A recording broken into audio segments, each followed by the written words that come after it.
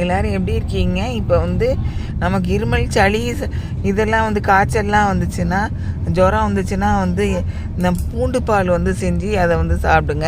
அது எப்படி செய்யலான்னு பார்க்கலாம். முதல்ல 1/2 லிட்டர் பால் வந்து ஆவின் பால் எடுத்து நான் ஊற்றிட்டு கேஸ் ஸ்டவ் ஃப்ளேம் வந்து ஃபஸ்ட்டு வந்து மீடியத்தில் வச்சுக்கோங்க. மீடியத்தில் வச்சுட்டு அதுக்கப்புறம் தண்ணி வந்து ஒரு 1/2 லிட்டர் எடுத்து அதில் ஊற்றிடுங்க.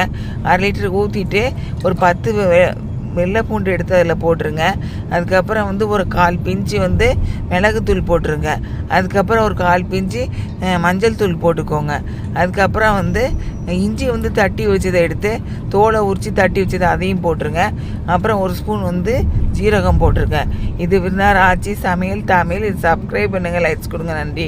இந்த வந்து கேஸ் ஸ்டவ்வில் மீடியத்தில் வச்சுட்டு அதுக்கப்புறம் ஒரு 15 நிமிஷம் கண்டு அந்த கேஸ் ஸ்டவ் ஃப்ளேம் வந்து சிம்மில் வச்சுருங்க. ஒரு 5 நிமிஷம் கழித்து கேஸ் ஸ்டவ் ஃப்ளேம் சிம்மில் வச்சுட்டு இந்த நல்லா அந்தளவுக்கு வற்றி வந்ததுக்கப்புறம் அதை எடுத்து ஒரு டம்ளரில் ஊற்றி நாட்டு சக்கரை போடுறவங்க நாட்டு சக்கரை போட்டுக்கலாம். அப்படி வெறுமனை குடிக்கிறவங்க வெறுமனை குடிச்சு சீனியோ சக்கரை எதுவும் போடாமல் குடிக்கலாம். இதை மாதிரி சமைச்சி காய்ச்சல், இருமல், சளி இருந்தால் சாப்பிடுங்க. நன்றி.